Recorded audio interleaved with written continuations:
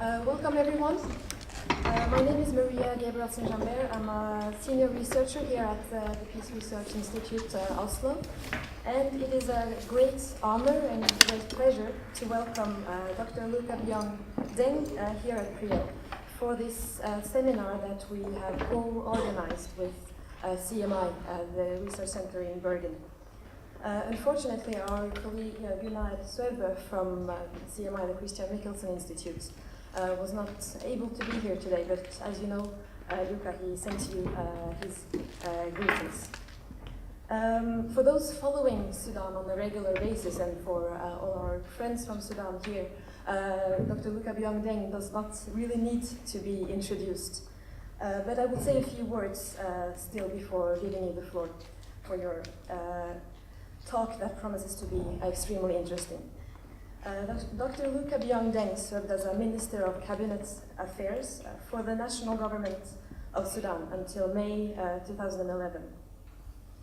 He also served as a Minister of Presidential Affairs for the Government of South Sudan and has previously worked as a Senior Economist for the World Bank. You were also Executive Director of the new Sudan Center for Census, Statistics and Evaluation, and have been involved in a various range of important committees and tasks in South Sudan over the past few years. I think that your extensive experience in both the field of politics and academia give you a unique position to talk about the highly timely and challenging issues that Sudan faces today, that South Sudan faces and Sudan faces, the two Sudans that we have to be used to talking about Sudan as the two Sudans now. And more specifically, the challenges related to the management of the oil resources and the relation that the new state of South Sudan has to build with its northern neighbor in the coming years. I will give you the floor right away. And you will present this paper, which is a basis for a collaboration with CMI on a publication on challenges related to resource issues. And we will have time after your talk for questions from the audience. So I'm looking forward to having your questions and for an interesting discussion. Please, Dr. Luka Biong Deng, the floor is yours. First of all, I'm so happy and delighted to be here and for all of you for turning up to attend this presentation.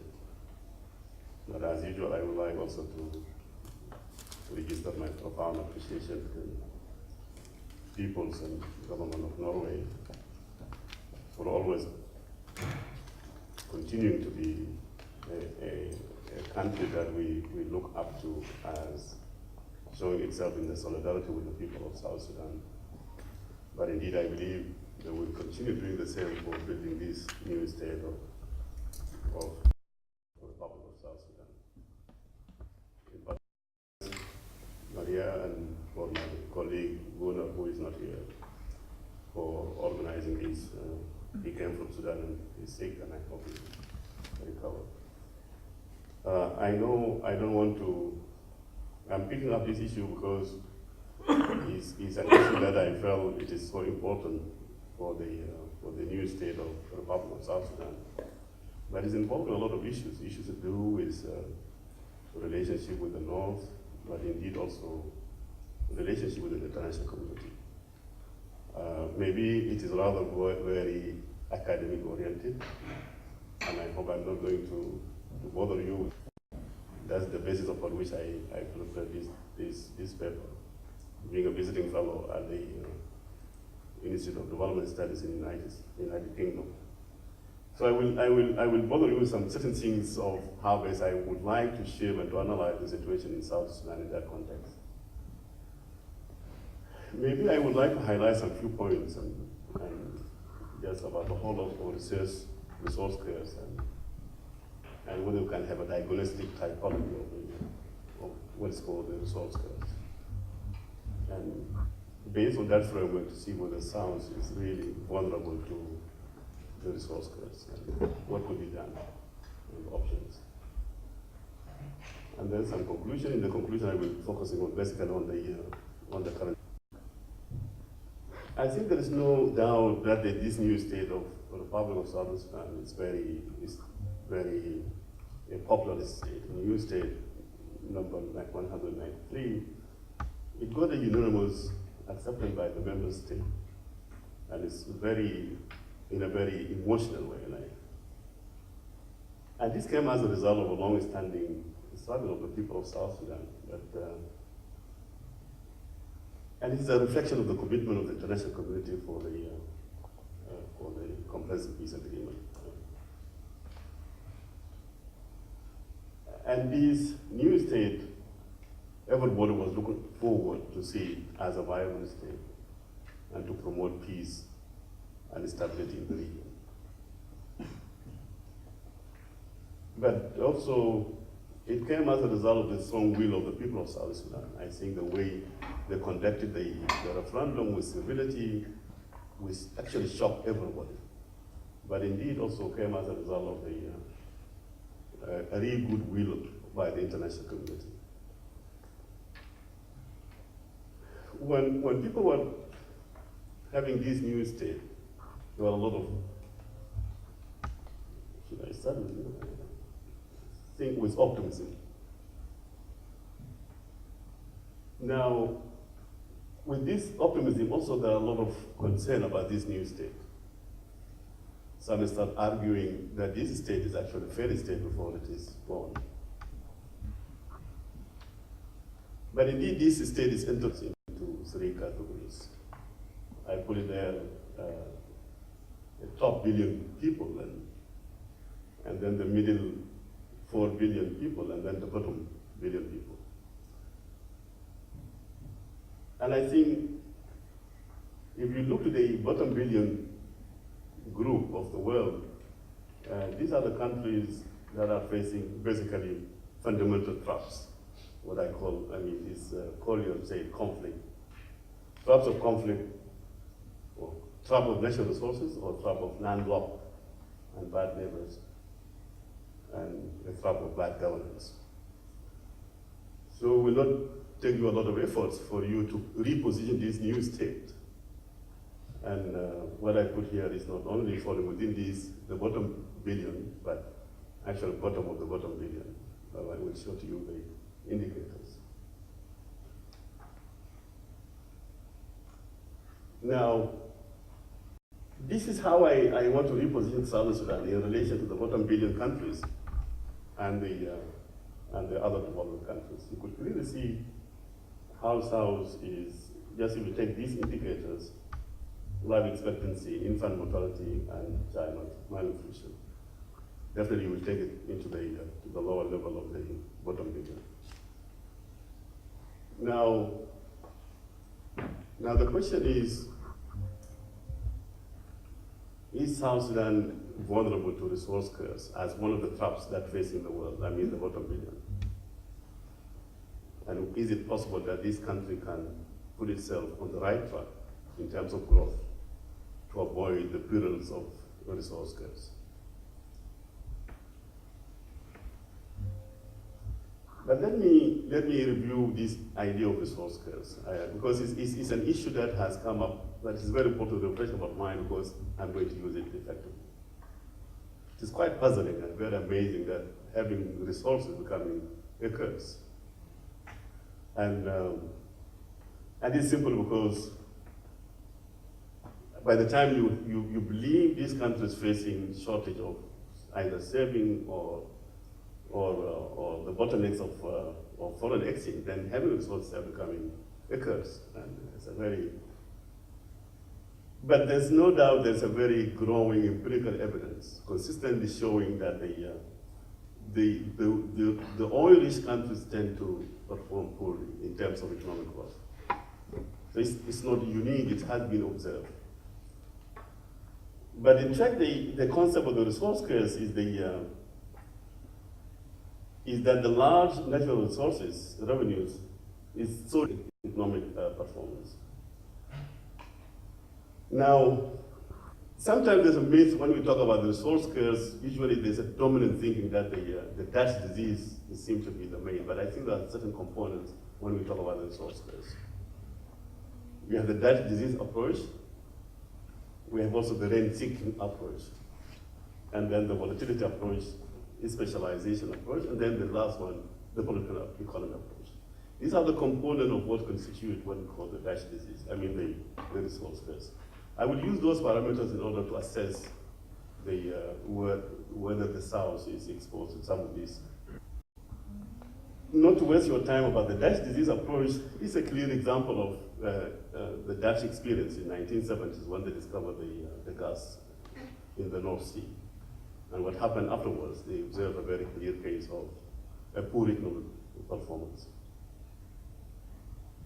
And this poor economic performance, the Dutch disease, is caused by the fact that the negative effect of the natural resources from the export boom that affect the traditional sector. But importantly, I think when you talk about the Dutch disease, there are two things that we need to put in mind. The resource movement effect, I will talk about it, and then the spending effect. The resource movement effect is the fact that if you have two sectors, you have a booming economy, a booming sector, then you have tradable sector, and then you have non-tradable sector.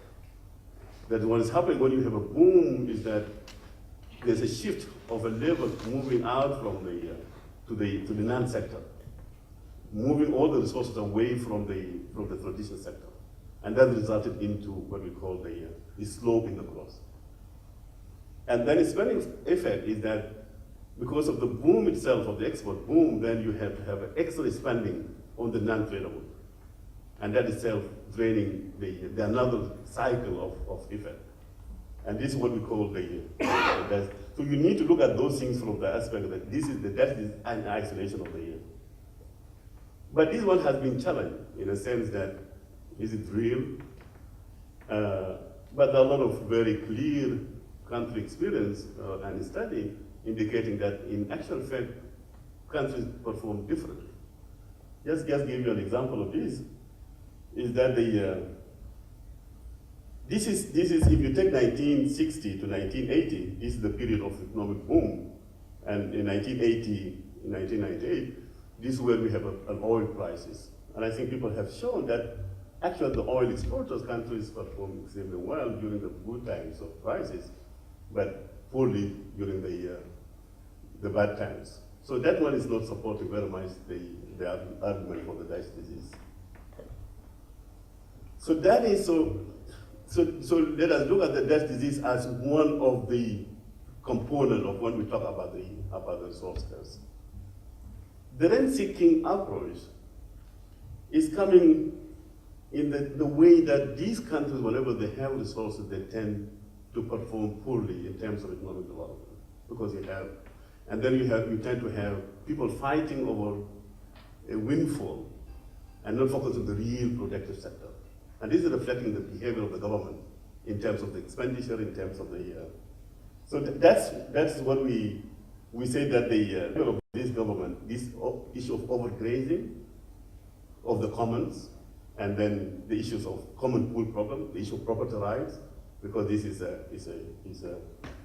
and what is happening is that you have this could result in because of natural resources, all the economy, the actors in the economy, they focus only on the fighting around the existing resources rather than looking to the real economy, and you tend to see a very clear way of distortion of the allocation of spending, and then the government not having a social or physical compact with the people, and then also a very weak savings compact. There's a lot of argument around the rent-seeking. But then this issue also has been questioned because this is not only unique to the resource-rich countries only. It is across the world. This is another example of questioning it, that this one may not be very strong argument for that. Then there's a lot of thing about the volatility, because what people say, when you see the poor performance of these governments is having a resource, an abundance of natural resources, then these countries is because of the volatility itself. the volatility is just like a tax on investment. And what we are seeing is that the people argue that it is actually not about the dash disease, it's about the volatility of first the prices of the oil prices or natural resource prices tend to be quite volatile than the other commodities. But then people shifted to the aspect of it's not also about the volatility of the prices, of oil prices, but the volatility of the then this results in what we call the volatility effect. Because people, they tend to spend more, and when you have a very shock in the prices, people, they don't adjust. And that resulted even more volatility in terms of the government reacting to any volatility. And this is, people say this is a powerful explanation of what we are seeing. It could explain the resource curves. But then this one also has been questioned because people say actually the volatility by itself could not tantamount for a poor performance, economic performance. Now, then the last one is about the specialization approach.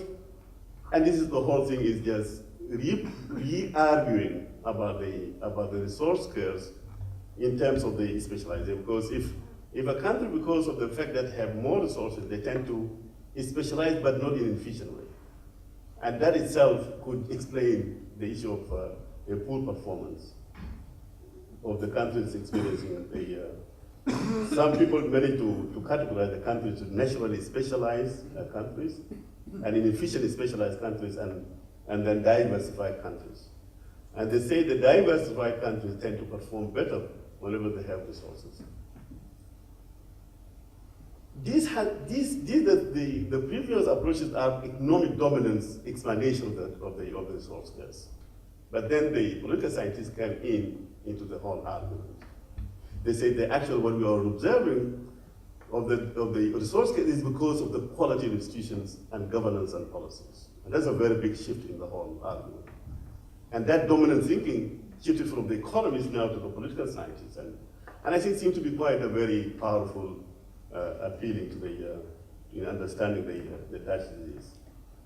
And if you look at the typology of the states, they look at the mature democracies tend to perform better, but the factional democracies tend to perform not very good. But autocracies, surprisingly, but we see, they tend not to perform well, but I think in most cases, sometimes they perform better than the factional democracies. So the whole argument shifted to the whole lot of governance. And it's quite appealing and a very powerful. Now, but then people questioning it also. A lot of question mark about whether this can explain and what do we mean by the governance.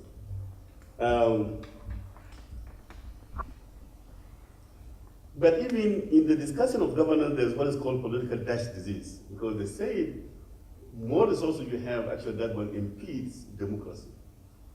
But even people went further than that and becoming, what we are saying is that the democracy itself, we are seeing democracy now getting into the oil economies, but even oil is spreading to the low-income democracy. But it's very difficult also to say that democracy per se can explain this phenomenon of the resource curves. And people focus basically when we talk about democracy, the aspect of the check and balance as more important rather than the mere elections and democratic institutions to be established.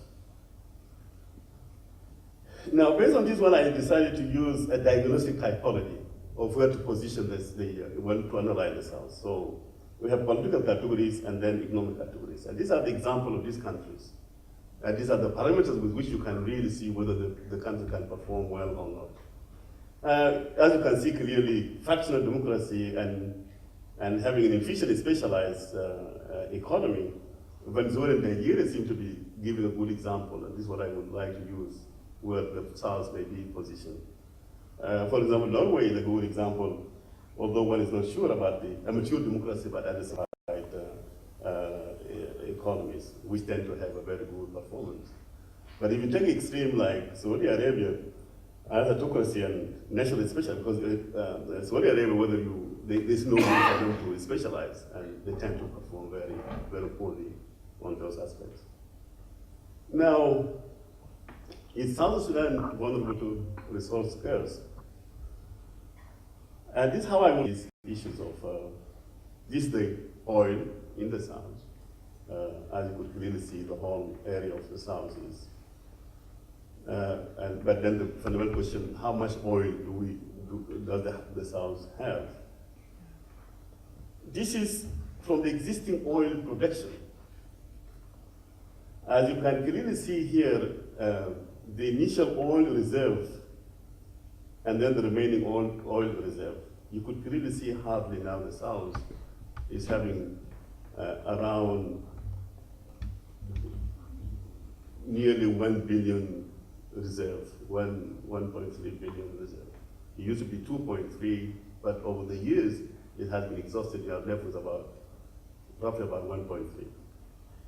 These 1.3 over years, if you have the current production, you cannot take them for almost about 12 years. So really, we are not talking about very huge oil. And that is, I think it's very important even when I will refer these issues when you talk about the issue of pipelines, and because you have to determine, actually it's actually very small, and it will not be taking and it's the projection over years. You could see clearly even it will peak, the whole production will peak in 2010, but it is like it's going to get down to less than 50% in 2019. If we use the existing production and the producing oil field. So really you have a problem at the south, but that I don't want to take it, you are considering a lot of information are not there. There's a possibility that a lot could be discovered. I think the indications seem to be many people, experts, they talk that the south has a huge potential. But from the existing information, you're just telling us that it's not that very huge. I use some work also to besides the producing oil field, I use also to project from the non-producing oil fields. For example, you have Total having a very huge area. Just using certain forecasts to see what is really there. As you can see, from non-oil producing oil field, it is likely that the South may have something near to 6 or 7 billion barrels. And that can take them. If those potential there, then you have a potential of will take them for about 70 years. But there's a very conviction that the South seem to be sitting on a huge resource. For me, I would go for a very pessimistic scenario of that. Actually, what we have is not enough, really. But I think, but most of the analysts they believe that they have a lot of resources. Now, it is very important when you talk about the oil sector, there are a lot of risks involved. One is the existing oil infrastructure. You are hearing now what is happening about the oil refineries and pipelines. It's a huge risk. A country depending on infrastructure from outside another country, because it's a landlocked country. The whole of the north-south border and the relationship, as you could see clearly, is affecting, because these are factors that will affect the investors in terms of how much they can invest in this sector. Because the north-south borders needs to be quite flexible, and it needs to have a good relationship so that the south could use the existing infrastructure in the north. I did some work on the existing oil contracts. These are contracts signed during a war period, and I think they have a lot desired to be reviewed by the government of South Sudan. Those ones also could send a very high risk for these countries. For example, we have a huge blocks. I use certain parameters to assess what about this contract, whether it is appropriate for the South now to review. The whole lot of alternative pipelines is putting a lot of risk also for the investment in this sector. I think there's a whole lot about East-West politics of investment. Chinese, Western countries and in the area, and even the behavior of the South sometimes is misread, whether by Chinese as if there's a very clear Western agenda, in the way the South is taking these decisions around that nationalistic agenda. So you have a lot of risk involved in this sector. Now, one of the things that I look at is to what level South is so vulnerable to the resource curse. This is an example of oil dependency of this economy. If you look at the oil exports, virtually are saying that you are exporting virtually oil. And if you look at the oil as part of the GDP, gross domestic product, almost the whole economy, more than 60% of the gross domestic product coming from the oil. And when you look at the relationship between oil revenue and total revenue, you see virtually it's oil. Everything is oil. So there's a very serious dependence on oil of this economy. If you go to the macroeconomic impact in terms of the per capita income, you could clearly see that the South, if you use this income, is almost twice like Kenya. It is almost 3 times of Uganda. It's almost, I could say, 6 times or 5 times of Ethiopia. This is a very huge in terms of per capita income.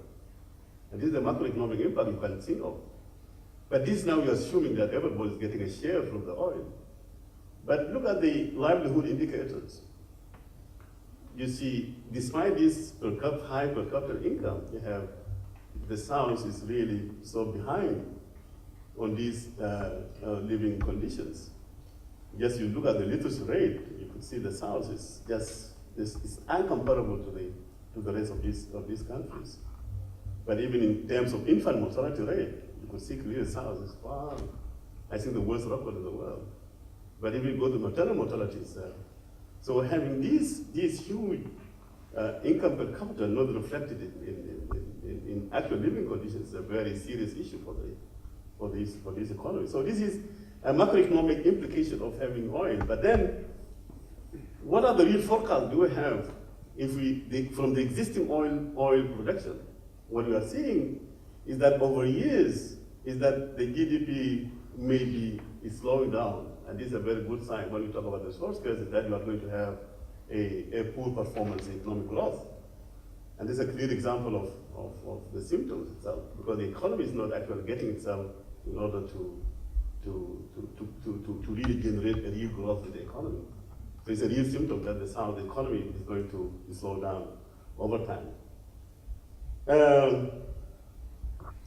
This is a good example of resource movement effect. I think that's when you look at the oil as part of the GDP and non-oil GDP, you could clearly see that the shift that happened towards the non-oil, to the oil sector. But even non-oil and non-government sector is even better than the traditional sector. It's even very clear when you look at the trade, and so you have a very clear movement of resources away from the traditional sector to the non-tradable sector.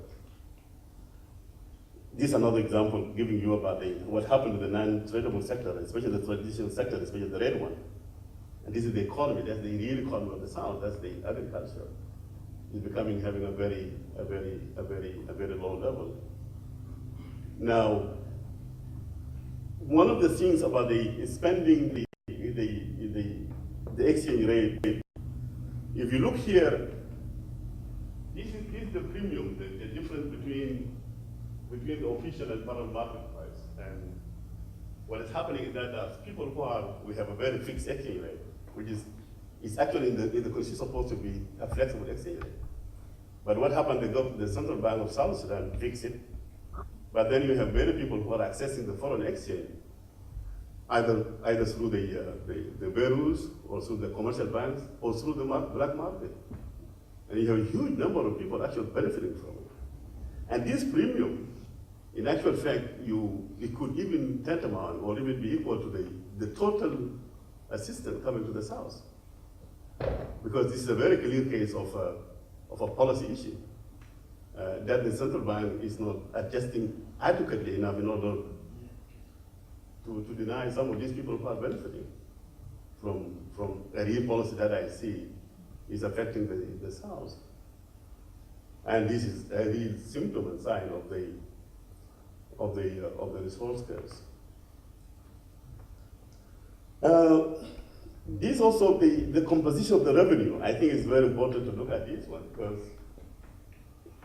virtually the non-oil revenue is equal almost 2%. While you could see the movement that the total revenue with the oil revenue, I mean the total expenditure seems to be quite moving together with the oil revenue. But even if you look at the question, you can be surprised that the non-oil revenue as a percentage of total expenditure is almost 2%. And if you see capital expenditure, which is the real investment, is roughly near 20%. And the current expenditure almost about 80%. So you have economy towards expenditure, consumption, and away from the actual real production.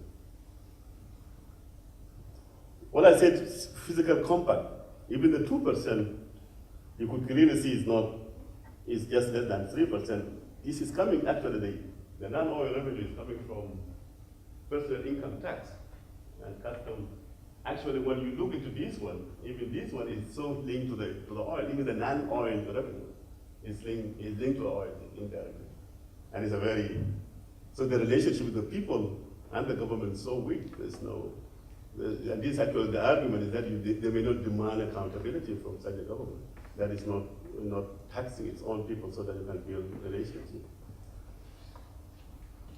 If you come to the physical allocation and discipline, look at the accountability, look at security. When you go to the actual agriculture, rural development is just near less than 4%. When you come economies, it's very low. But the whole thing is focusing on the effective sector of the physical discipline, overspending, underspending. And in actual fact, the productive sector is affected and the service sector is affected. And this distortion of allocation is a very serious issue. Size of the government. Actually, I go down to the region.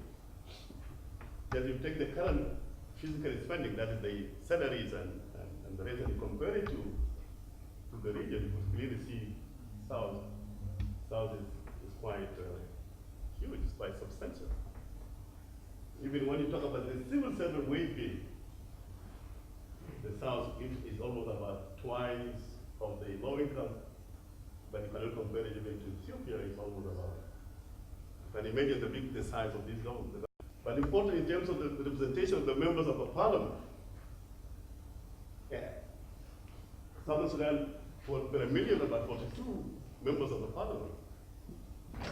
When you compare it to Ethiopia or even Kenya, it's 5 members per a million. Huge government, extremely huge. Then I come to the issue of the volatility itself. And as you could clearly see, but the most important thing is not this volatility here, it's this one. Because I look at the volatility in terms of the standard deviation, but you can see how the expenditure is so volatile when you compare it to the oil revenue, especially in terms of coefficient of variation. It's very volatile. But even more volatile when you compare it to the oil prices itself. So it's not about the volatility of the prices, international prices, the volatility of government expenditure, which is becoming even actually very serious. Now,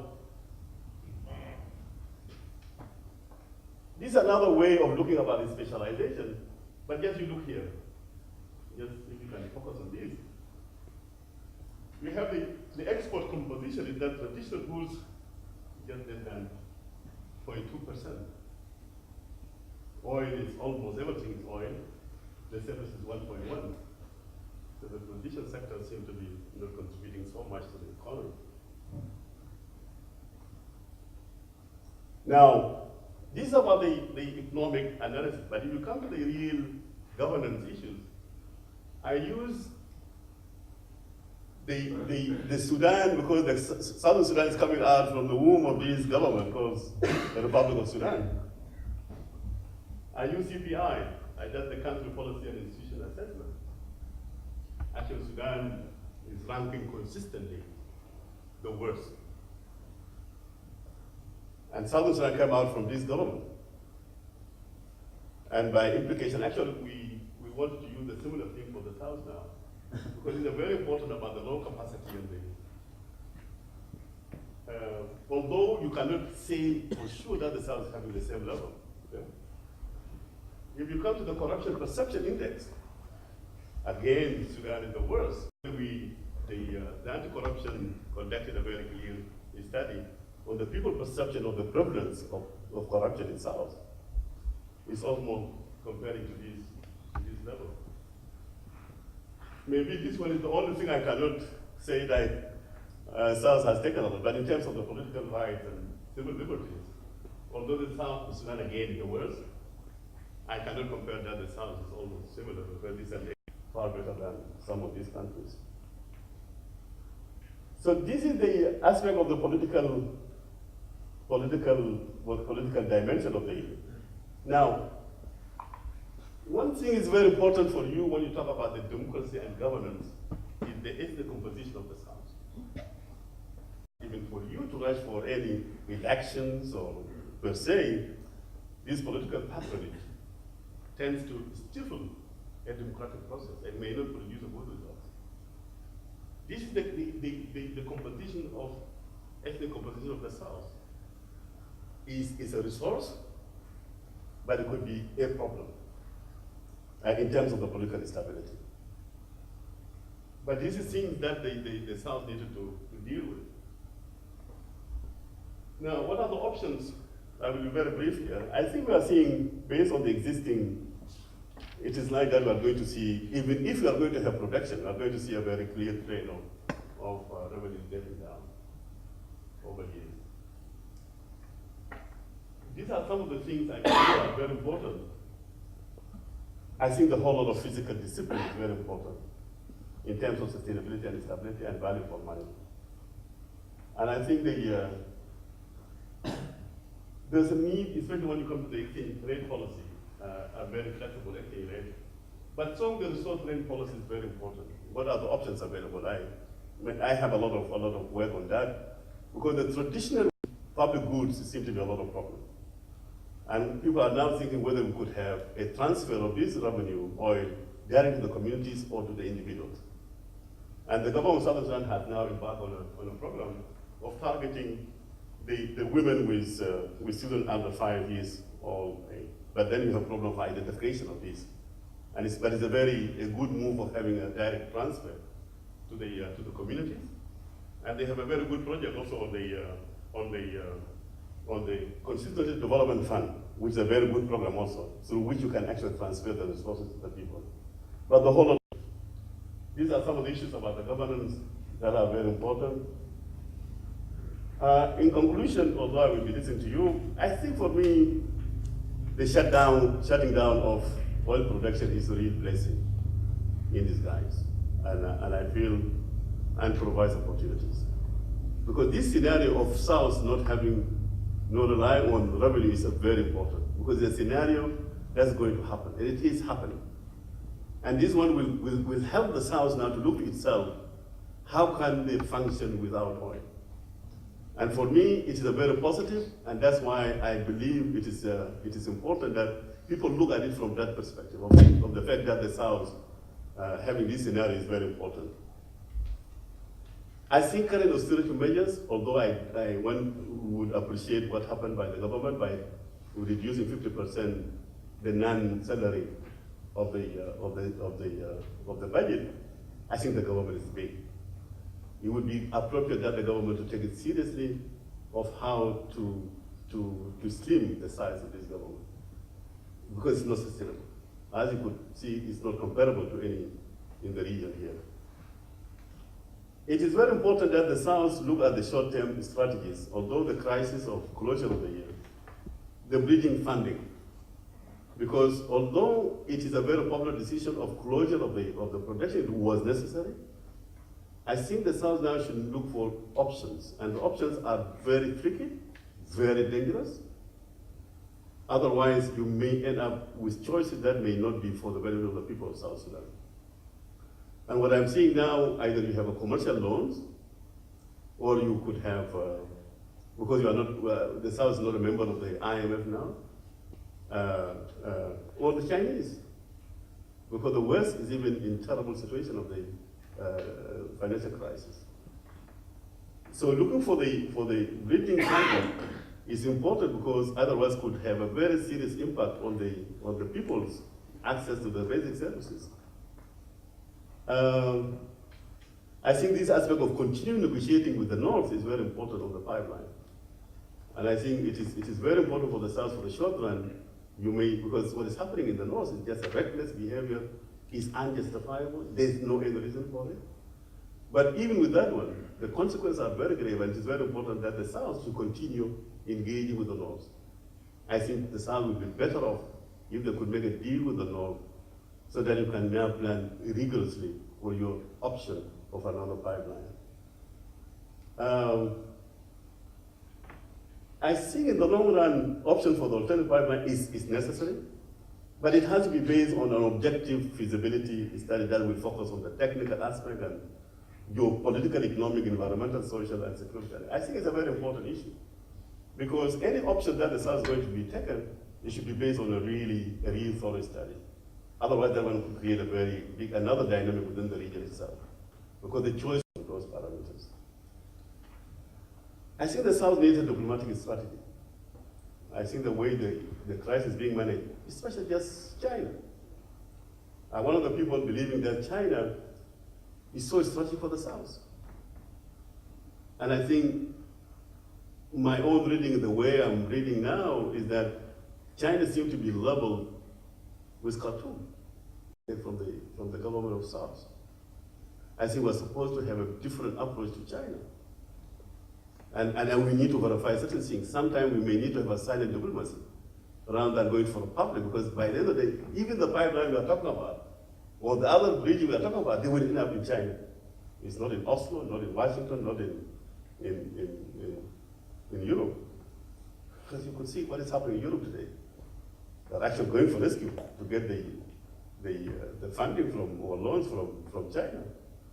And as a small nation, we have a lot to gain by not to have a real diplomacy that have to deal with China. And I think that's the only option I'm seeing for the South. I think international aid, I could see clearly that some people would like to pressurize the South in order to take the option of dealing with the North by using aid, and I think that's not appropriate. I think the decision taken by the South is a conscious decision. Actually, the South has been pushed against the wall, and they were not having any other option. And I think it is very important that the international community stand up and to support this country, rather than pushing even against the wall in order to accept a deal that is not consistent with the priority and the national. And I think it's very important that international aid to be maintained, but to be refocused in such a way not to get the whole of this huge government. China, I think, it's not China, India, even Arab world. I think the South should be aggressive enough. Not to focus just only on a few countries, but I think Arab world is so important as an outreach. I think the long run, I know political stability of the South is very important, and SPLM needs to play a very important role in this. And I think, but for that role to be played by the SPLM, I think the SPLM should need to look to itself, but to create a space for others. And I think that's these are the pillars with which you can really manage these resources and to manage the crisis. The constitutional review process is a positive thing, but I believe it's not for the sake of elections, but I think whether we can have a very effective cross and check mechanism rather than just election per se. I'm very worried with this development now that people will be focusing on elections, and those elections, if they are not handled properly, can even divide the people of South Sudan further. And I think it's very important that we should be cautious of how best we can use this constitutional review process I think a whole lot of capacity gap is a big, big problem for the South. What is happening, you have, we, in the SPLM, we were fighting the war, and then we are having coordination council that was so poorly managed, corrupt, and then you have a low capacity in the government, and then you have these huge resources coming. You tend to have a very high level of leakage. And I think the only way I'm seeing always, and this is what I have been saying, that in the diaspora, they play a very important role in order to assist building this nation. And thanks a lot. I took a long time, and I will entertain your questions. Thank you very much.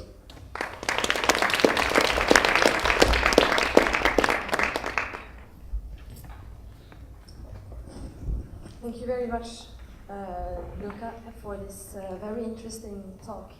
I just have one quick question related to your concluding remarks, and before I open up the floor for other questions from the audience.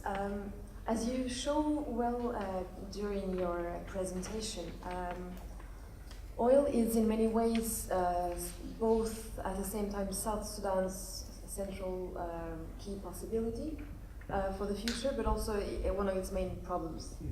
And you, the current shutting down of the oil production can actually be a possibility opening up new avenues, notably in terms of negotiations with the North, but also in terms of looking into public expenditure and looking out for other possibilities.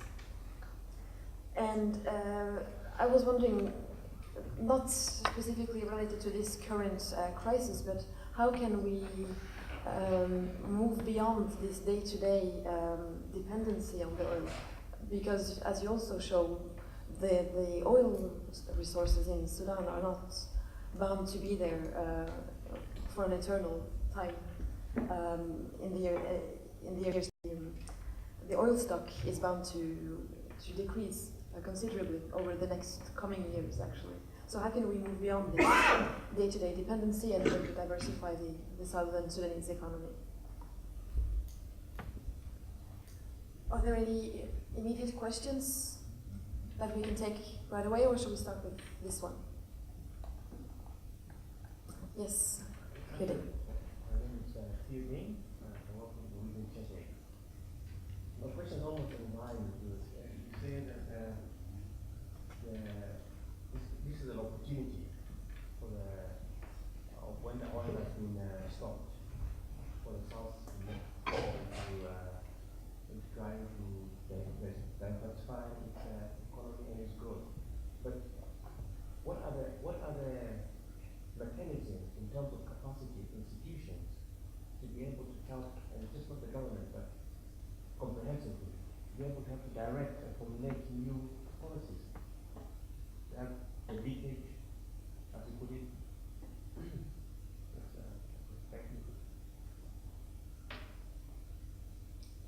I think we can start with these two. Yeah, I'm thinking this is an opportunity in a sense that, because I did not show you some of the aspects of the potential of agricultural potential in the South. The South of Sudan currently is using only 3.4% of the arable land, the land that is so if just using the same technology, just using the same level of technology, and just doubling it almost 10 times, you could imagine a massive change. Just 3.4% of the land that's being utilized for agriculture. But if you look at the other potential is South Sudan, in terms of the Nile Basin, about 45% of Nile, the Nile Basin, 45% of the Nile Basin is in Southern Sudan. Almost 98% of the South is in the Nile Basin. And if you look to the attributes of Nile, you cannot imagine this country. The potential actually is one of the good indicators. Always I say is that the carbon dioxide emission of the South is the lowest in the world. I mean, this is something we are very proud of, and agriculture is organic in all aspects.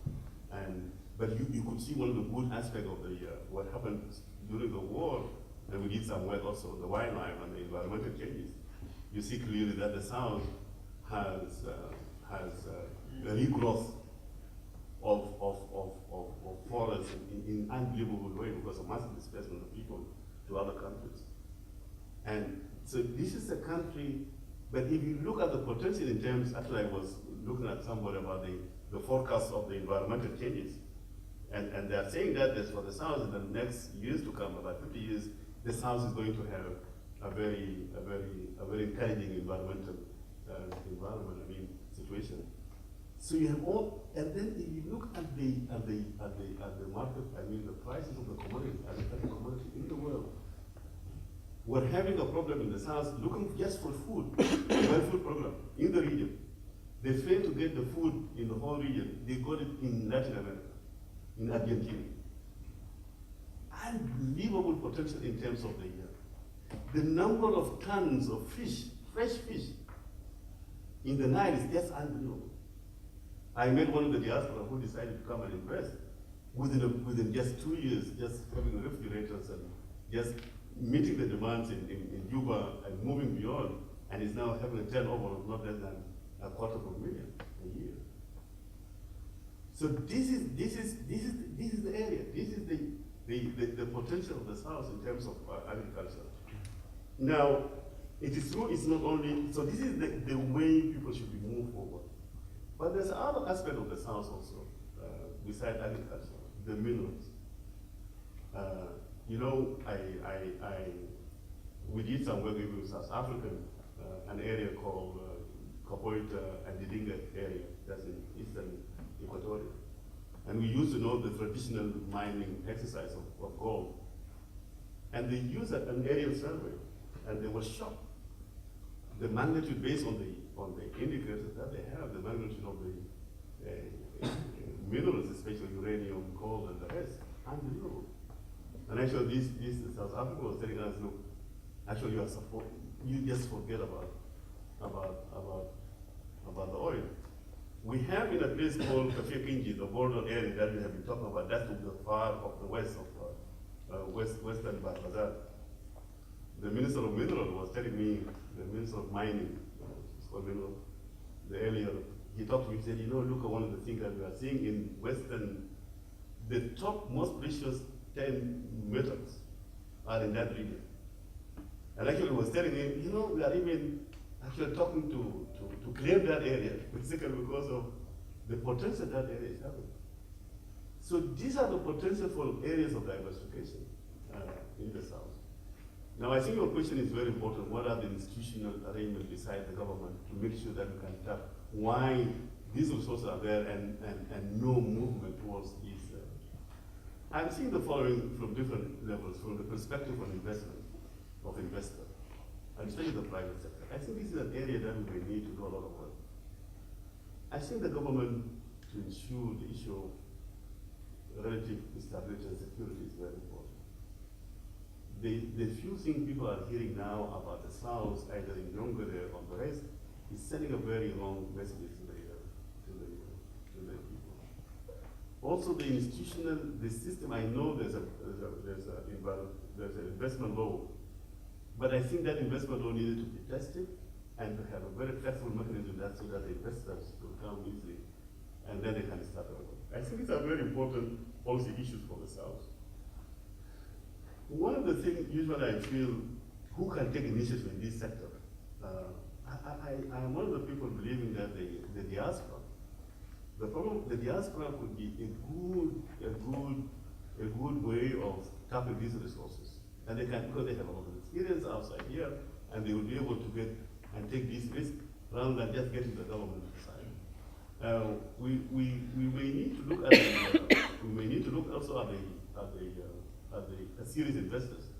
You might have heard the issue of the land grabbing or it's happening now. You have very huge investors in area where they can come and then take the whole land and then start doing a lot of work. And that's creating a lot of fear actually about if you don't move now, some big guys will be coming. This is what I was telling you, it's not these big guys are not coming just only the South. I mean, you now is full of all sorts of people.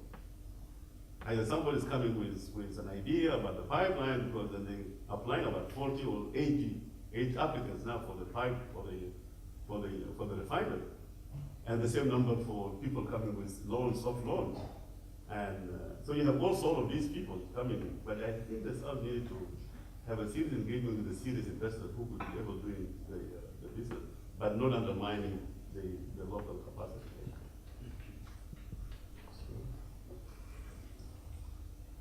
Yes, there are some questions. Yeah, I will give you the.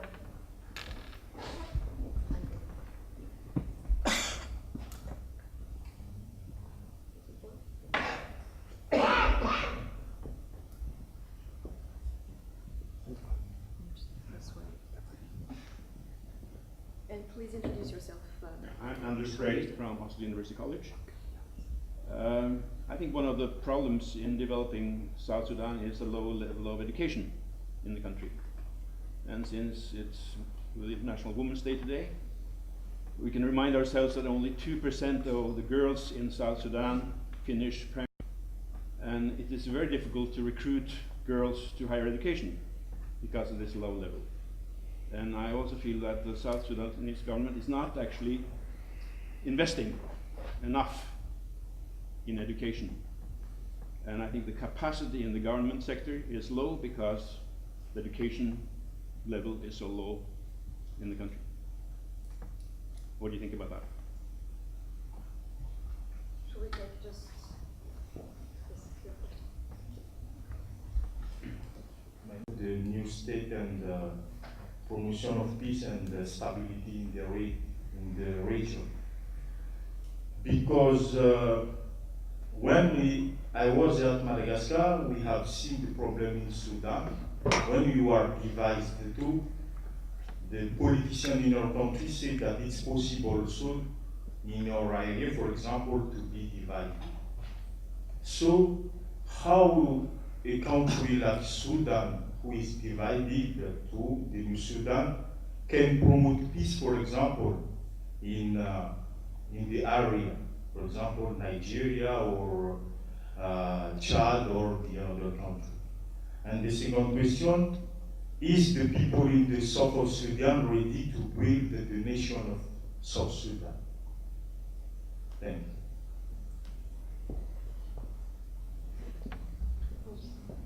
Do you want to take these two questions? Yeah. Yeah, wait. I'm just putting on here the issue of education.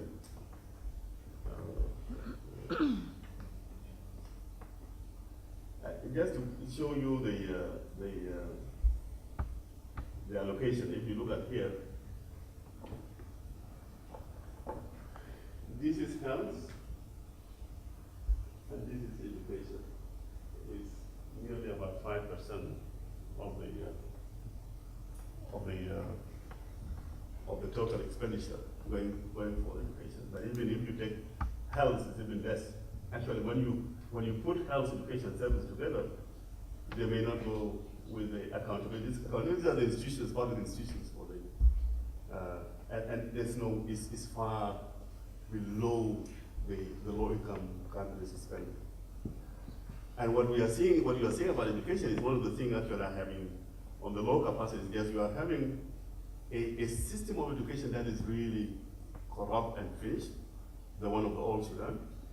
And what is happening that the education system is producing really illiterate graduates that are going back into the system, a system that is having what I would call the South Sudan Coordination Council, which was used by the government to sue the South not to join the movement, but actually becoming so corrupt with a very huge number of the Bosnians. And those who are coming from the South, from the liberation struggle, they become just focusing on liberation and war, and they got themselves absorbed into these rotten civil service system that we got in the year. But then you have education that is generating and producing the graduates getting again into this system, becoming really even diluted, affected, inefficient, not appropriate even to manage. And that's why for the South, in order to break this cycle you need to invest heavily in a real serious primary education. Because that's the only entry point so that tomorrow you can produce a good graduate that can get into the system. So you have two options. You invest now in education so that you can go into have a good system in the future. Or, and then fill this gap by having diaspora. And it's very important what you are saying about in the long run. Otherwise, we're going to have a cycle of inefficient civil service, inefficient way of handling managing the state. And although we can be borrowing some people from, for example, the teachers, I think the most important thing for the South, a teacher is the core for development. A nurse, just investing in nurse and investing in a teacher. That is it. Rather than just building and whatever, but just a good teacher who can really provide service. A nurse can look after the nation. I think these are critical issues that the South needed to look at. And what's the good news also, especially this what we have been saying also for the development assistance, because these are the sectors that they need to focus on. I think it's very important that we should focus on education, especially on the international aid. Now, the South, are they ready? I think this is a nation that is so strong. These are the people who fought an unbelievable war over history. A consistent struggle. And I think when they shocked the world, when the way they voted is the determination to build a new nation. There's no doubt about the commitment and the determination of the people of South Sudan to build a new nation. It is true that we are facing a lot of difficulties, but I think the intention and the will of the people is so strong that they intend to build this new nation. Now, actually the South should be able to help in the regional stability. One of the things that people are saying now is whether we could have an economic integration, especially the Horn of Africa, because you see the Horn of Africa is having a lot of problems. Now, Sudan is becoming so reckless with its leadership to the level that it can come out becoming a source of real instability, whether in terms of the Islamic agenda that is coming now, and the way they diluted the Arab Spring with this Islamic movement, actually hijacking the democratic voices in those areas. It will take the Arab world to discover afterwards how might they have been, the hype that happened to them. And that's consolidating the position of the Sudan in becoming so recklessly managing the affairs of the state, becoming a threat not only to the region, but even actually to the world. And I think the world is going to discover.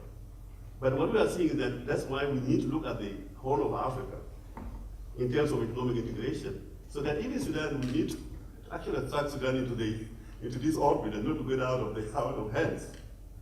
And one of the people even denying them not to become member of the East Africa, it is not healthy. And that's why even having an economic integration for the Horn of Africa is going to be very important. South Sudan will play a very important role, not only in building the relationship between Ethiopia and Eritrea, but even between the East Africa and the greater Horn of Africa. Because the Horn of Africa cannot talk now without Ethiopia. Ethiopia is a big force, in terms of size and in terms of the growth that we are seeing. And any economic integration without Ethiopia is not healthy. Even for South Sudan, to get yourself a smaller grouping like East Africa, you are not getting a market for it, people are coming depending on you, that is not good enough. What is good enough for the South is having a bigger economic integration that, for example, Ethiopia, huge market, is where you can talk about economic integration. So I see that the South has a lot of potential in order to build regional stability in the long run.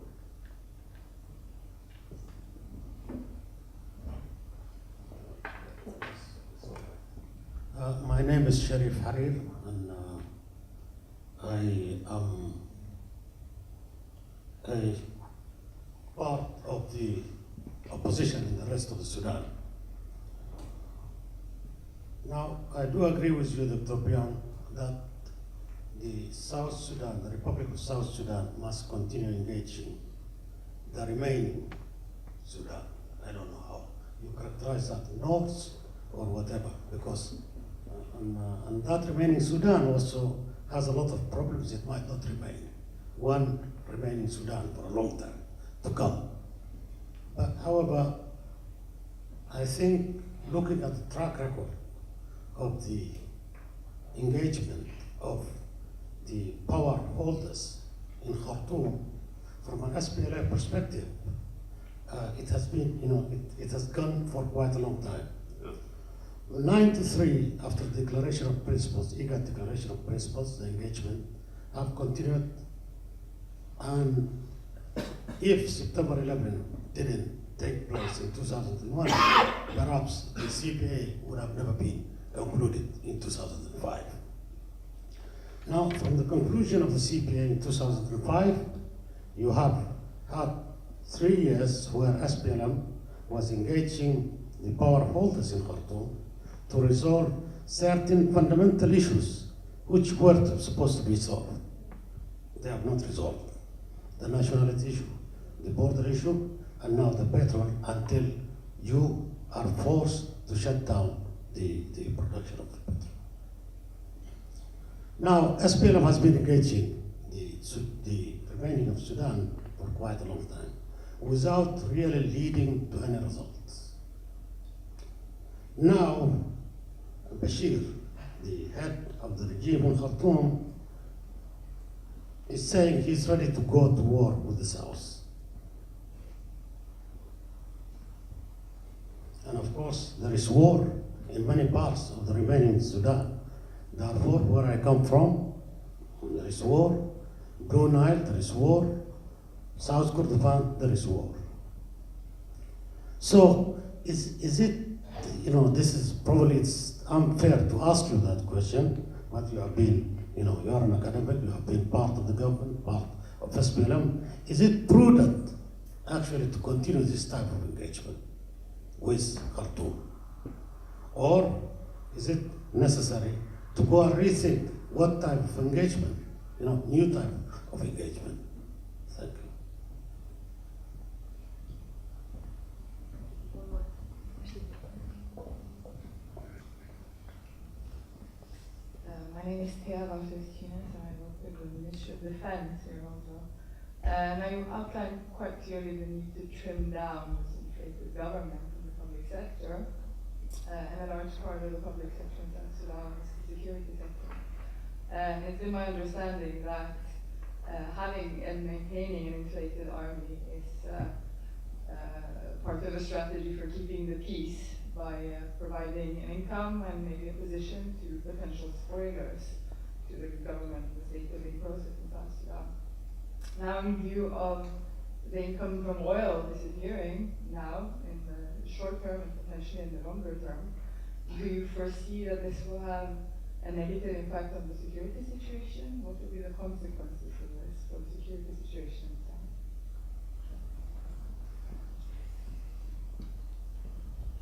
One third question.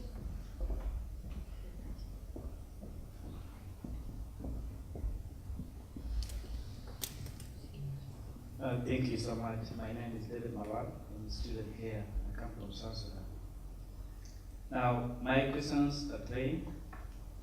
And one is, you have mentioned something to do with austerity measures, and in particular, cutting down the number of parliamentary members, who are at least now, according to your calculation, about 43 members per 1,000 population. I think that's a big number.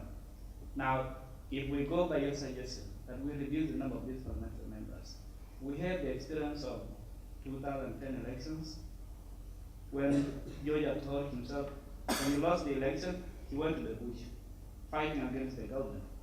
Now, if we reduce the number of these parliamentary members, given their background that they've been military, they have the experience of military functions, would they go back to the bush and fight against South Sudan? That's my first question. Two, I read one of your articles sometime in February where you said the bold decision need bold actions, and that was, of course, talking about the shutting down of the oil. And you say we need internal actions and international actions. You have surely mentioned the internal actions including the austerity measures. Now the international actions that comes into the aid from international community, Arab world, China, and so on. My question is, how long shall we continue doing this? They have already been assisting South Sudan for the last couple of years. Now you're asking them again to continue. How long will they continue doing such kind of activity? The third question is regarding education, partly mentioned before, and you have provided the answer, but we still have a number of students in Khartoum universities. The students have been cut short of time before they could finish their studies in Khartoum. Now they're in Khartoum, not longer Sudanese, but they are Southern Sudanese. What plan does the government have at current time to ensure that these students finish successfully or taken back to South Sudan where they finish there? Thank you so much. Okay, let me Sharif, what you said is a very about how to deal with the government in Sudan. For me, I'm looking at it from the perspective of the South that is intended to build a new state. And these are the people who really suffered for such a long time. And Sudan is becoming a different country now.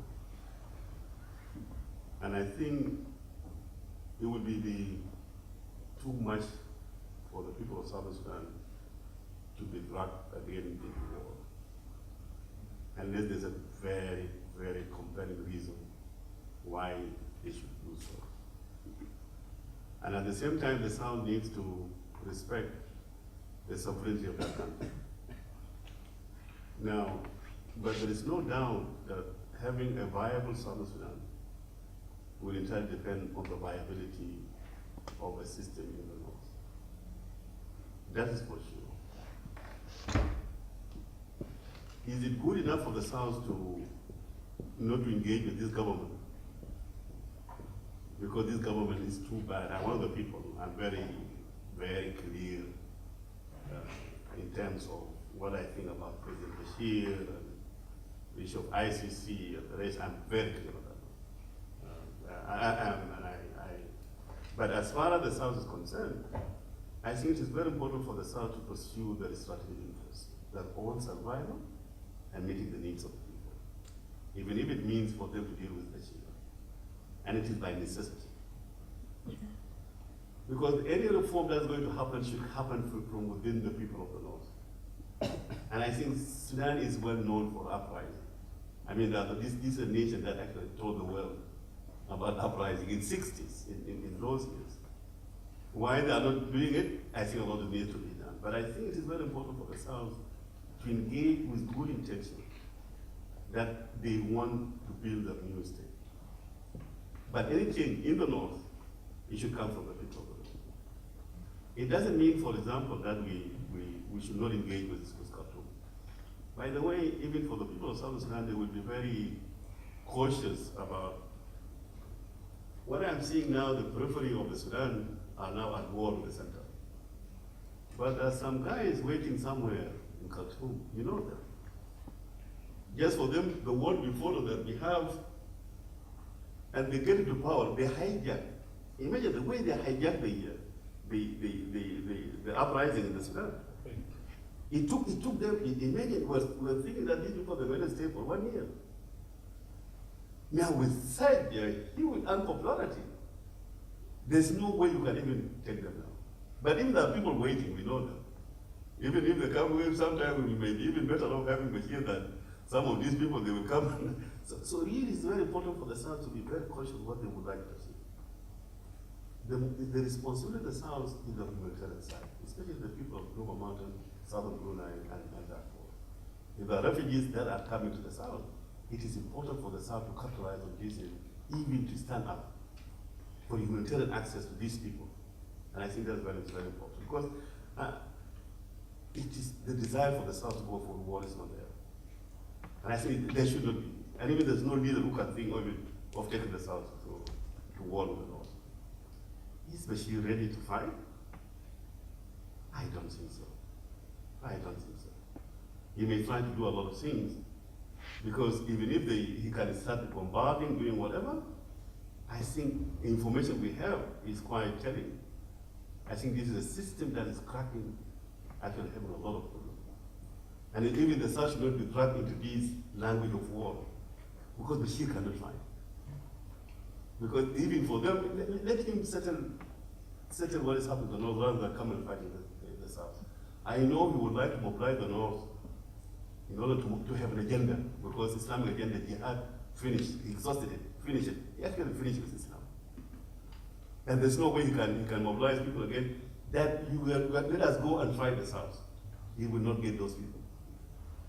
Even now I learned that there's a few school children are being dragged into war now, but that's the end of it.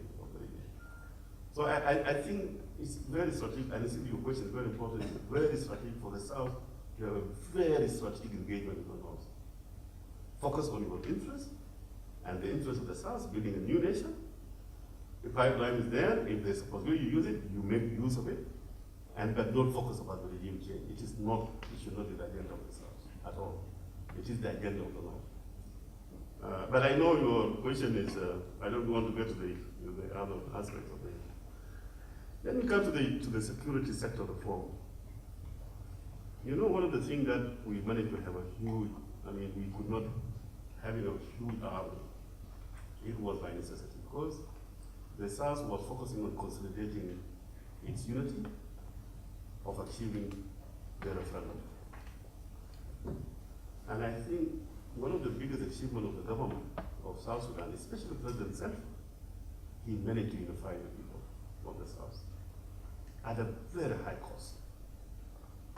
Even in terms of the real fighting force of the SPLM, some people got promoted even above the actual fighting force.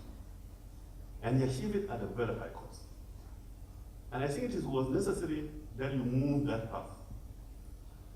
Now, are you finished? Are we finished with the business? Because I am talking about the issue with social measures. You know, I am not sure whether it would be a downsizing of the army now is necessary, but I think it needed to be done in a very thorough way.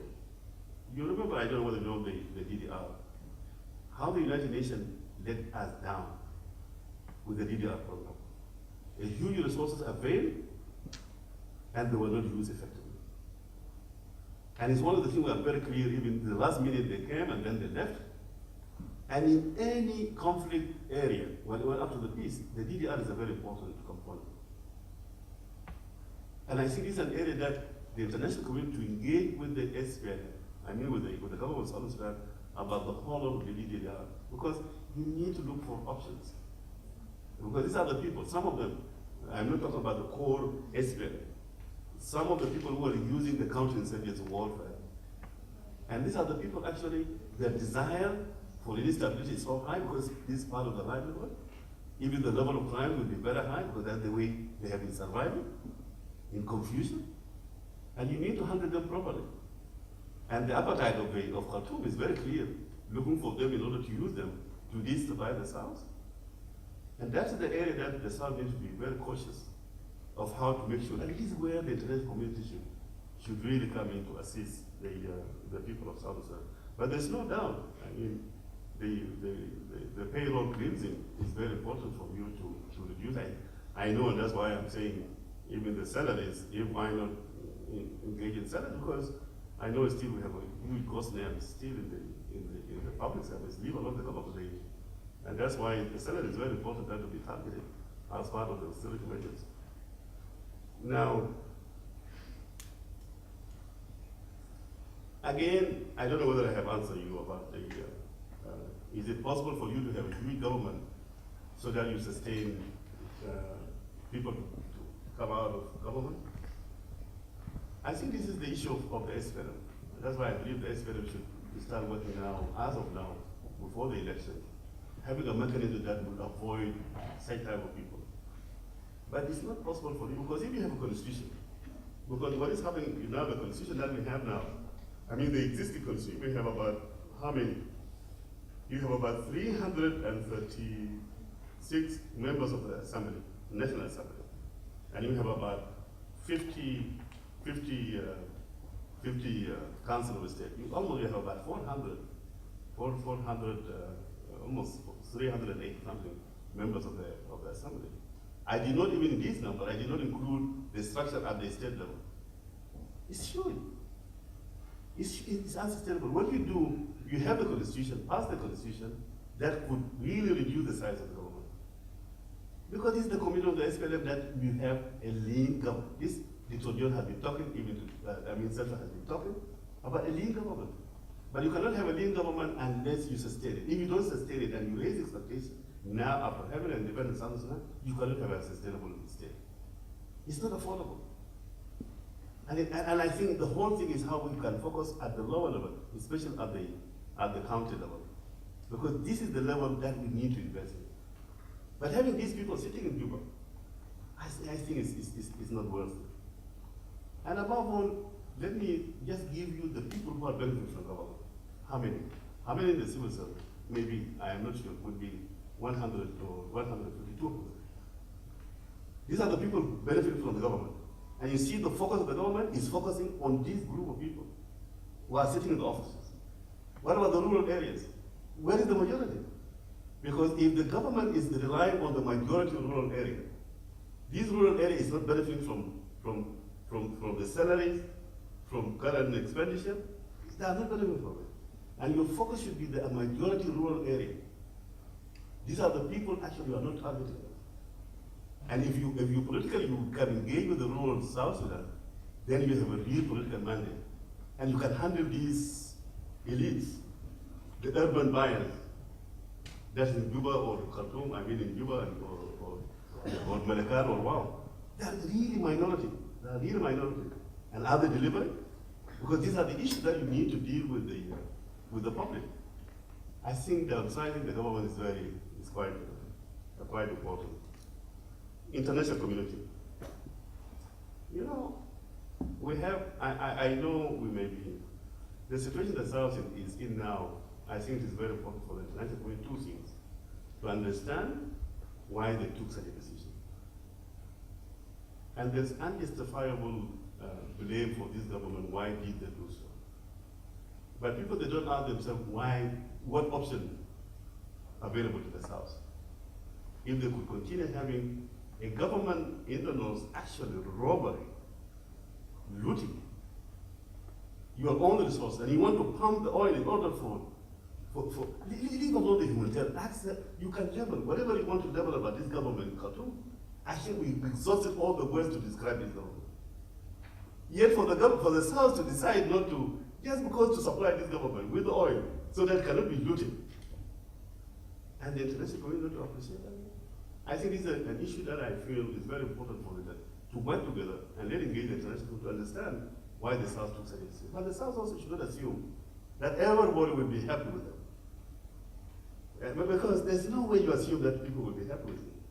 And there's no way also that you have your oil underneath, and you come and you ask again for assistance. And then you articulate it in a very good way. So there's no way you sit down on these facts, and then this is what I say, diplomatic deficit by the South, because we have not been engaging our friends in a very effective way. But the will is there, and I think we should use it for the good of the people of South.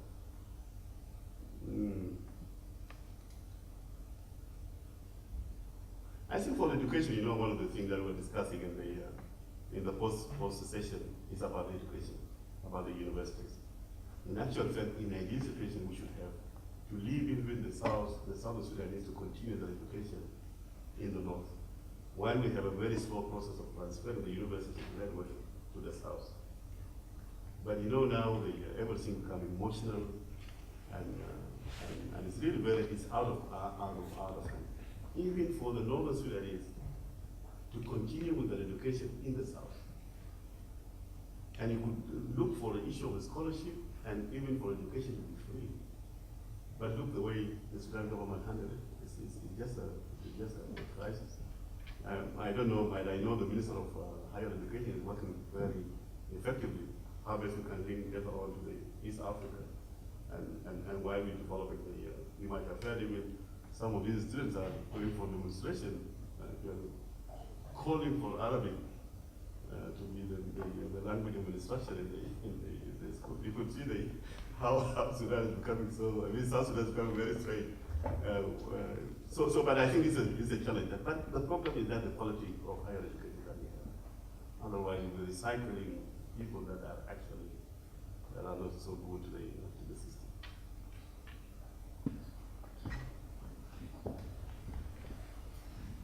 Thank you. Thank you, Mr. Luka Biong, for your lectures. I just want to say that for South Sudan, it needs very much to be positive and forward, because there is a lot of challenges, as there are challenges for the North because of the price has been paid for the peace. 70% of the resources from oil and third of the land, everything, and a lot of resources, and the economy is in a state of shock because of this loss. But it's a price which we voluntarily paid for peace. I think the same challenges are for the South. There are many challenges also for the South: education, transparency, health. There is a lot of challenges that we have to focus on. I agree with you very much for the argument that we have to. The South must be strategically involved in negotiations with the North. Because we really, both of us, we are very much needing each other. The South is interdependent, and the North also to the South. And I think if we concentrate more on how to achieve two viable states, this will be more helping to us than to propagate for uprising in each country. We must not work on destabilizing each other, because it's very harmful for both of us. We must know this. Thank you.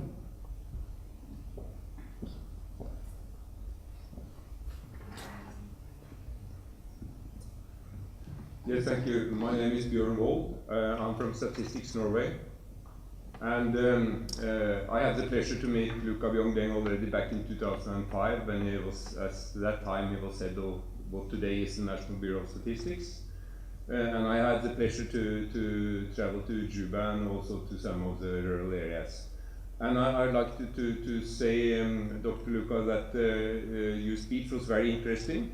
And I'm very pleased for all the very good advices you are giving on how to avoid the possible curse or potential curse of resource-rich countries. But I'd like to challenge you to answer what is the likely road ahead. I have to admit that sometimes I'm not that happy with the decisions, and even not with the discussions in the parliament, focusing on issues like to build a new capital, for example, rather than invest in infrastructure that could open the country up for the type of economic growth that you were talking about. So my question is really, what do you think is the likelihood of the elite and the political system, being both the government as such and the National Assembly, to work along the path you are advising, rather than discussing issues like a new capital and so on? And of course, then the follow-up question is, what is your recommendations for in a way for countries like Norway, which are considering themselves as a friend of South Sudan? How can they assist you in this? You have, of course, to do the job yourself, but we may assist you, and you of course have to find the path yourself. But what are your recommendations for for friends in Norway, how to really support in the proper direction? Thank you.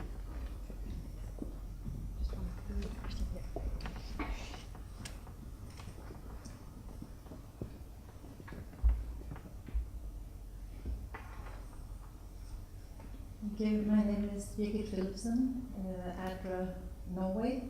We are working with education in Eastern Equatoria. And I was happy to hear your assessment about the importance of primary education.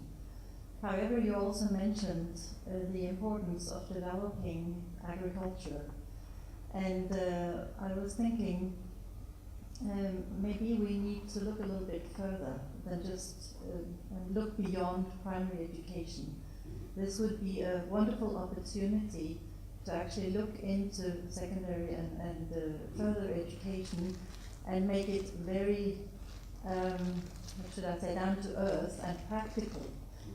We see in many countries we focus maybe on going up to university education, and we have students that come out with no job opportunities, no abilities to really develop their country.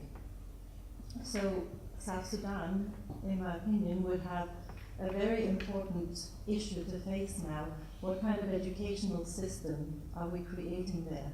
And how can we actually work together in developing something that can really bring income to the country? Thank you. I think we can take some few more questions afterwards. I think for the just have taken a point is I think is strategic thinking by the South of two viable states is quite important. And one of the things that African Union during our negotiations with the Sudan government were focusing on how can we create a two viable state and what does it mean and the implications for the two countries.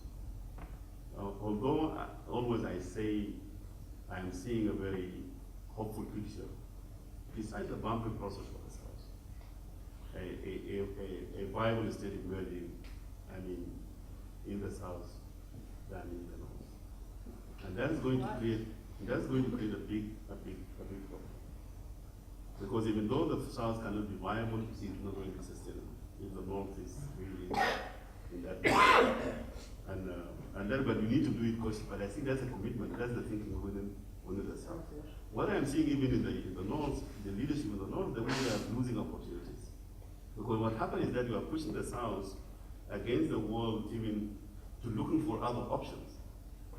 And what is very clear now, the South becoming a member of East Africa, looking around the region, and the North is losing that one, because what is going to happen is that the North is going to isolate itself. But the North already is member to many other regional groupings.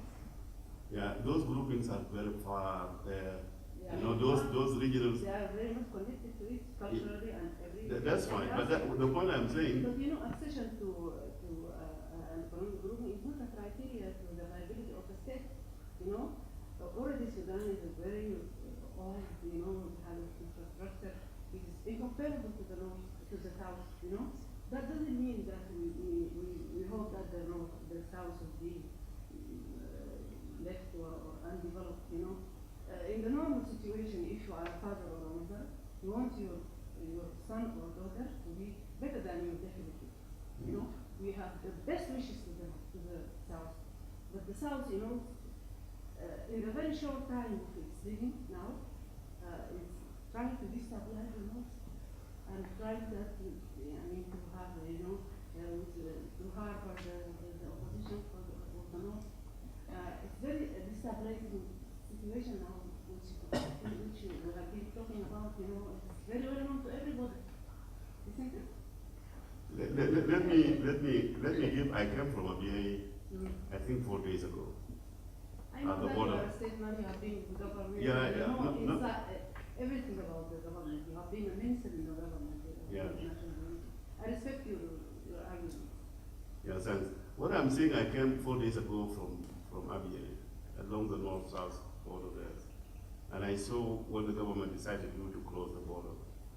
And how the people are struggling to get around so that the goods could come to the northern part of the south. Because the goods coming from East Africa are so far. But there's a very deliberate intention that the south, the north are closing the border. What I'm saying, it is not about COMESA, it is not about African Union, it is about practical issues How can we have soft borders? And what is happening now, the people are using for different ways of getting the goods to the south, because of the economic interest, as well as the desire for them to continue their relations. What I'm saying is that a viability, and that's why having, in the long run, achieving what we lost by not having the united country, it is very important that the Sudan to come to this orbit, and this will make them to be sensible. But this is, the accession to this organization. It needs, it's a gradual thing. It's not overnight thing. It's gradual.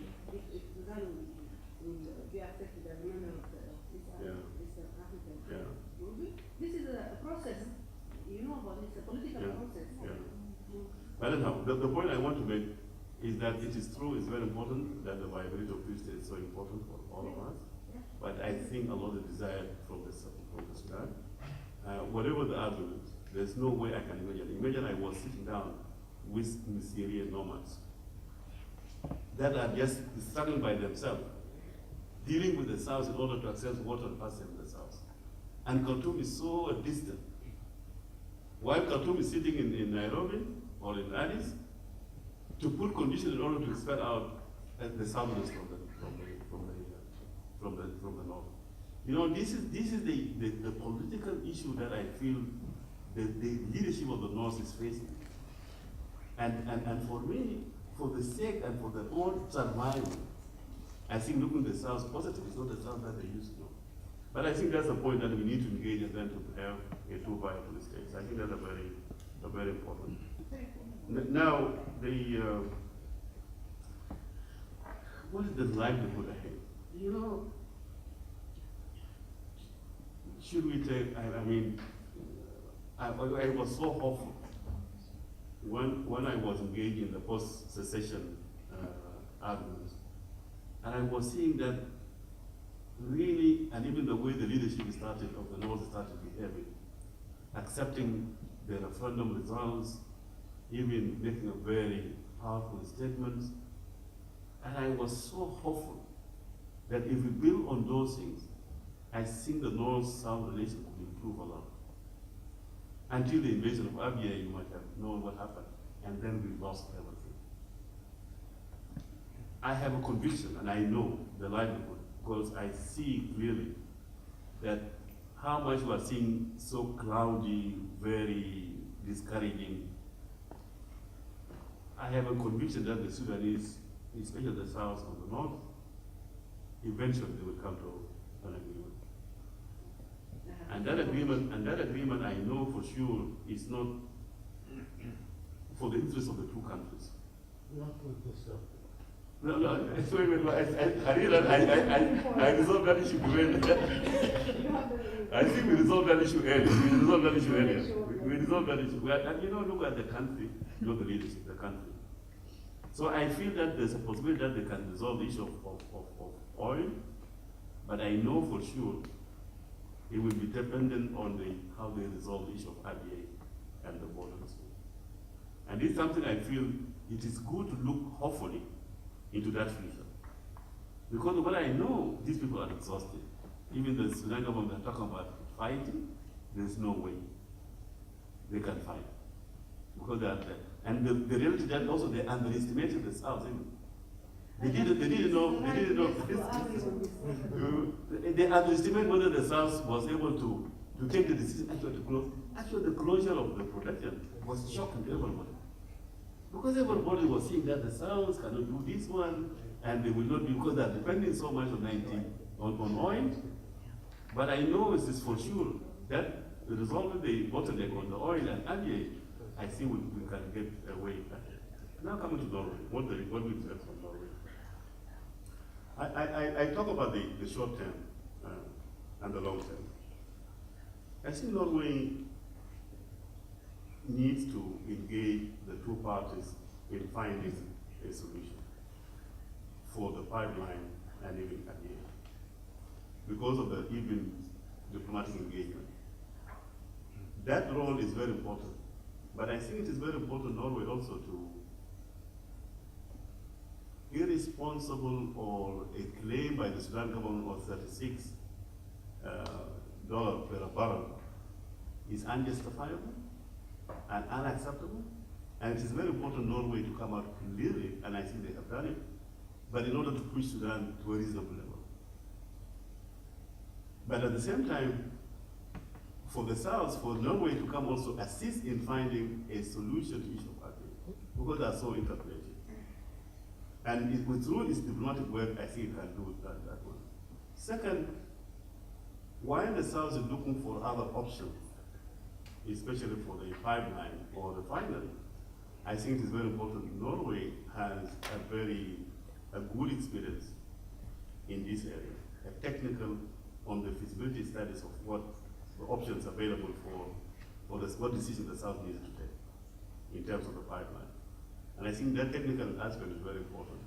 The third is the developmental assistance. And I think in this situation, I don't know, I suppose, for example, now we are going to involve in the census. It's the area that I said earlier, it's a very small amount, but it has a lot of implication in terms of either downsizing or in terms of economic development. And I think that census is one of the areas that I feel issue of security reform, issue of water, education and agriculture. These are the strategic areas that Norway should not slow down in the level of assistance to the South. But Norway should play a role also, because there are some developmental, some countries are questioning to what level they will continue to assist the South. I think Norway could help also in terms of diplomatic outreach to its partners of how they can assist. One of the biggest issues I feel is a problem is the issue of China, how the South deals with China. It is a big issue. And I think the South, as I said, we are not handling them properly. I'm very clear on that. But I think it's very important Norway also to assist in terms of building the bridge with China through its diplomatic engagement.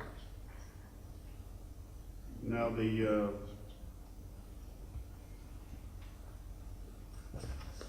last question is about, I think just a comment, I think I have taken note of what you said.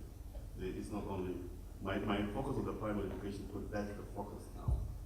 Because the moment you invest heavily in primary education as a basis, you will have a very positive impact on secondary education. And even one of the things that we may need to look at the issue that this capacity gap is specialized training and the capacity building training. And I think this is an area that we can have how can we recycle or really recondition those who are in the civil service and make them in such a way to become more productive so that they can actually become an engine of public management of the affairs of the country. But your point is definitely about it. We have just a few minutes left, and I have 2 more speakers on my list, so if you can try and be very brief, and so we will conclude around those 2 last questions. Thank you. The question regards the overspending issue. What exactly does it mean, the 51% for accountability?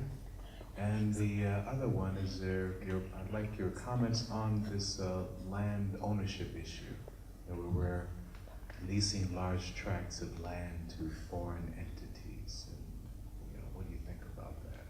South Sudan doing that. Thank you for the nice presentation. Also regarding the land, I'm not sure, but I heard that there is a company working in Boma, is owned by Saudis man. I'm not sure about that. Yeah. I hope that you may know it better than me, since you are a key person in the government system in South Sudan. So my wonder is this: who is the primary beneficiary of that company? The company dealing with the animals. That's what I heard. In other words, how can that company help growth economy of Southern Sudan? Thank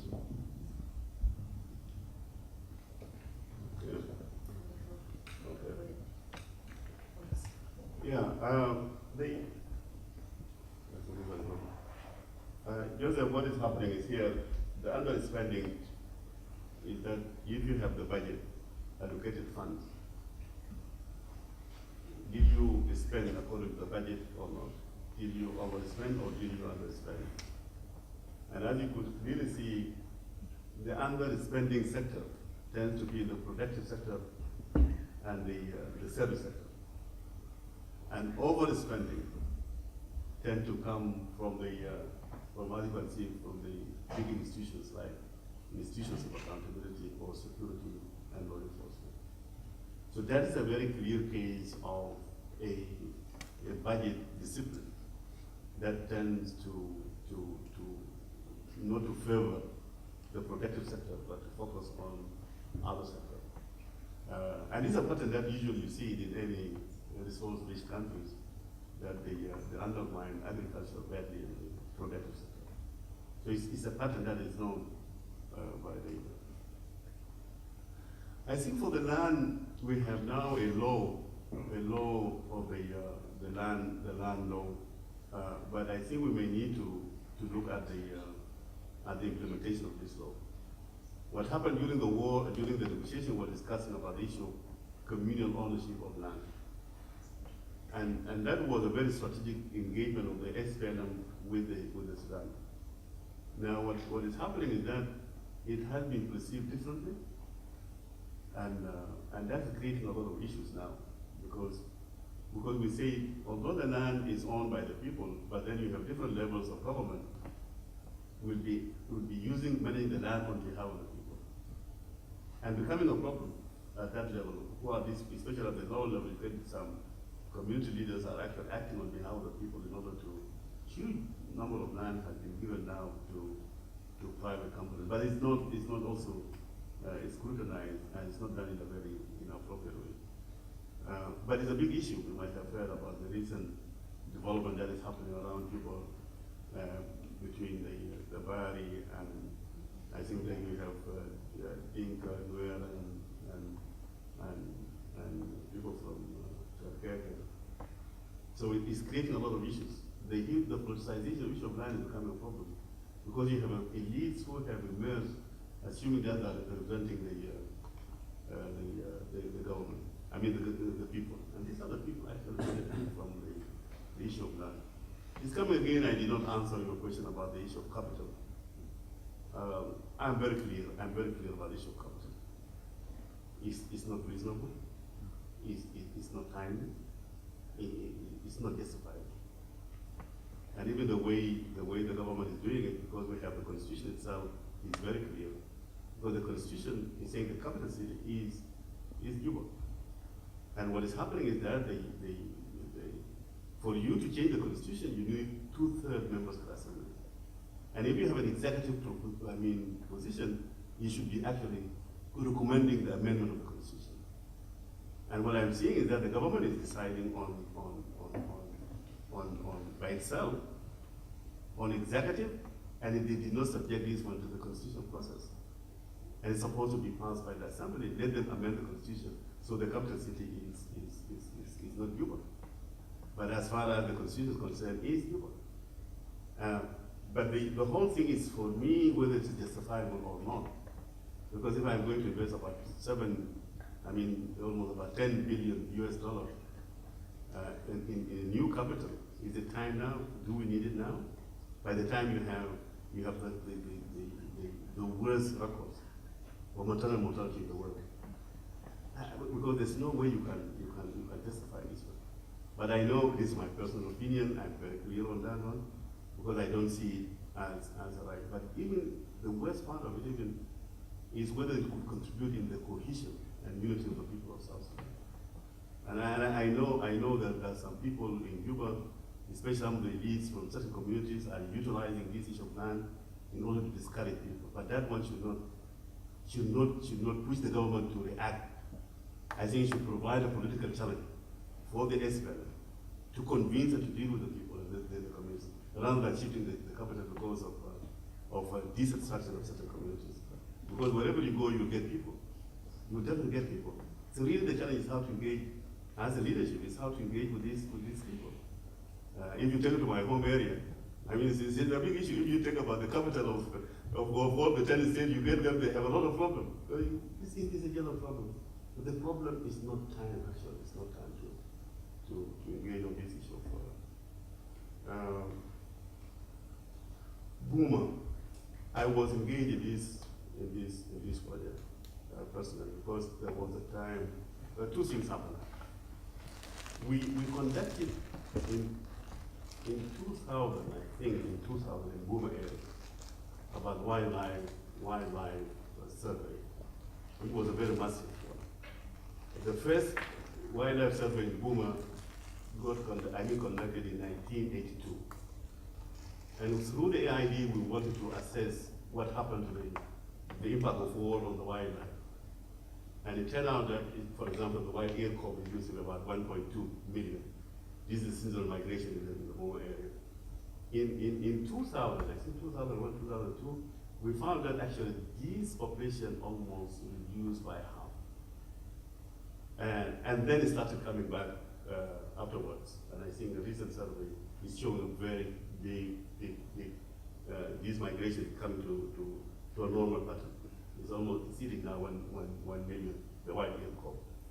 Now, but you are now having about issue, what could you do to make the ecotourism? Because you know, when you talk about Morley, it's one of the areas, the richest area in the south, in terms of leave alone the wildlife and I mean, potentially you see a lot of interesting. It's an amazing area, the Yongule general, but particularly the area of Morley.